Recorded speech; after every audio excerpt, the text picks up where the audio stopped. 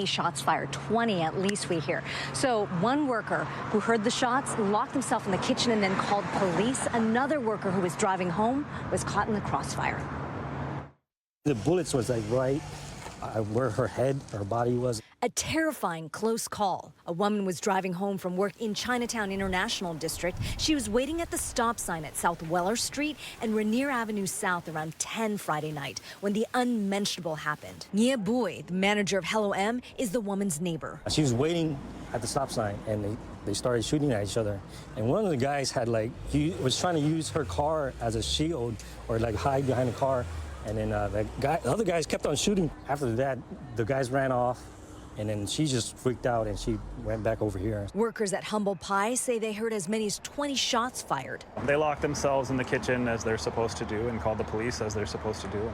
Brian Solazzi was concerned that the shooting was connected to the growing homeless encampment on South Weller Street. KOMO News learned from Seattle police there was an attempted robbery Friday night a few blocks away in the 1600 block of South Lane Street. The suspected robber held up a man inside a business and took off. Police say the person chased the man for more than a block.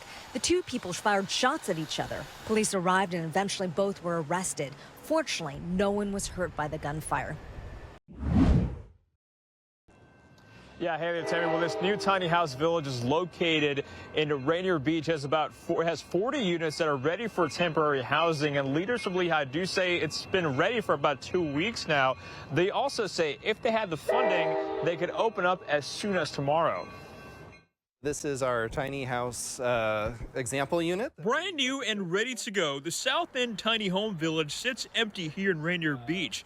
It has many of the necessities like beds, bathrooms, and a community kitchen. But the problem is the Low-Income Housing Institute isn't able to open it. We were stunned that, the decision was made to not open a resource that would get 40 to 60 people off the streets every year.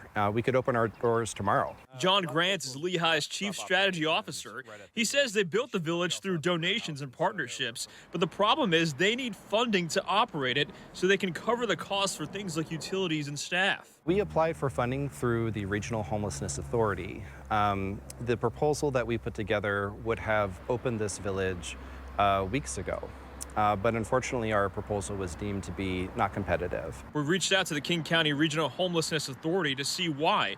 In a statement to KOMO News, a spokesperson said, in part, quote, the Regional Homelessness Authority ran an open competitive bidding process for limited public funds as required by law and awarded funds to several non-congregate shelters based on an impartial evaluation. Tracy Williams is a village organizer at this tiny home village in the Central District. But before she started working for Lehigh, she lived in a tiny home. I could just count thousands of people that could use that facility. Thousands of people can use it, and we need fundings, like I said, to get them off the streets because the program helped me. And she and Grants are worried what could happen if these homes stay empty even longer. We know that homelessness is a crisis and it's a life or death thing. That's why we acted. That's why we built this place. Meantime, the owner of the popular Piroshky Piroshky Bakery in Seattle says she was held up at knife point on 1st Avenue near Pike and Stewart this week. She and many others are worried about ongoing crime in downtown Seattle, especially in trouble spots like the 3rd Avenue corridor. KOMO Suzanne Fahn spoke to people who live and work in the area about the changes they see underway and what they say more needs to be done. On Twitter, Olga Sagan, owner of Piroshky Piroshky, shared that she was threatened this week with a knife in downtown Seattle. That's extremely upsetting. She's a pillar of the community. Sagan is concerned about crime in downtown, especially along the notorious 3rd Avenue corridor. On 3rd and Pike at the Melbourne Tower, restaurant cafe owner Eamon Louie has his office headquarters. He's seen all the trouble. And just yesterday, I did see a woman there tripping out on drugs. I mean, she was convulsing and shaking around, and people just walk by like it's a normal thing.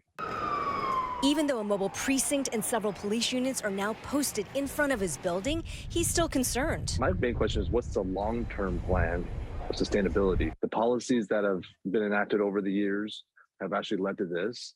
I don't see any changes in the policy. I just see some cleanup.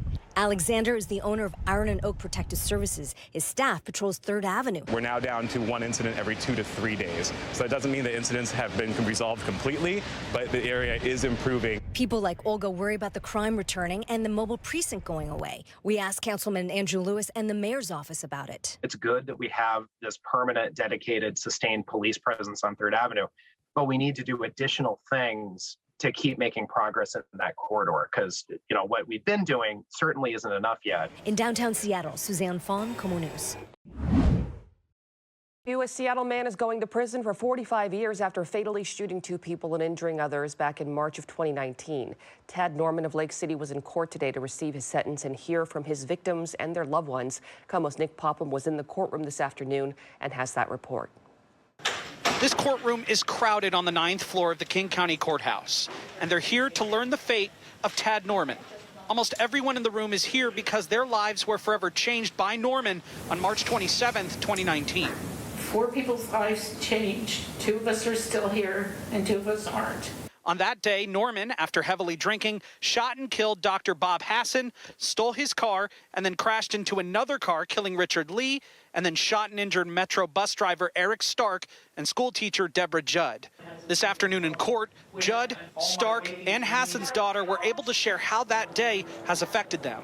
You know how people talk about when they hear gunfire, it sounded like fireworks to them. That's flipped for me. You took my father away from me while my children were growing into adulthood. He has missed his grandchildren's birthdays, their graduations, and he's missed the ordinary, everyday special times that families share. It's part of that powerful testimony and Norman's guilty plea that the judge sentenced him to 45 years for 3 counts of assault, 1 count of second-degree murder. And Hi, everyone. I'm Preston Phillips from KOMO News. Thanks for checking out the KOMO YouTube channel. You can see more of our videos right here by clicking on the video links for more news from the Seattle area and Western Washington. Oh, and don't forget to click the subscribe button below so you don't miss our YouTube updates.